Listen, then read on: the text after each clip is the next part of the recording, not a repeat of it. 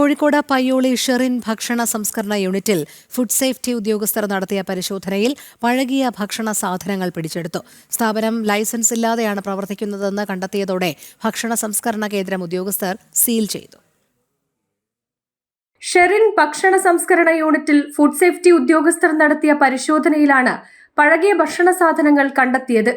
Bread, cake തുടങ്ങിയ ഭക്ഷണ പദാർത്ഥങ്ങൾ മിക്കവയിലും പൂപ്പൽ കണ്ടെത്തിയിരുന്നു. പഴകിയ ഭക്ഷണം വിൽപ്പന നടത്തുന്നുണ്ടെന്ന പരാതി ലഭിച്ചതിനെ തുടർന്നാണ് ഫുഡ് സേഫ്റ്റി ഉദ്യോഗസ്ഥർ പരിശോധന നടത്തിയത്. ചാക്ക് കണക്കിന് ഭക്ഷണ സാധനങ്ങളാണ് ഉദ്യോഗസ്ഥർ പിടിച്ചെടുത്തത്.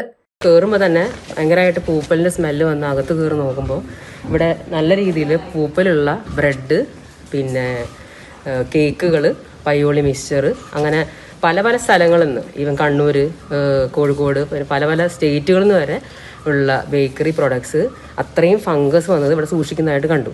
ഇത് കട്ട്ലേറ്റിനുള്ള ബ്രെഡ് ക്രംസ്, അതുപോലെ റസ്ക് ഉണ്ടാക്കാനുള്ള ഇൻഗ്രീഡിയൻസ് ആയിട്ട് വിൽക്കുന്നതായിട്ടാണ് കണ്ടത്.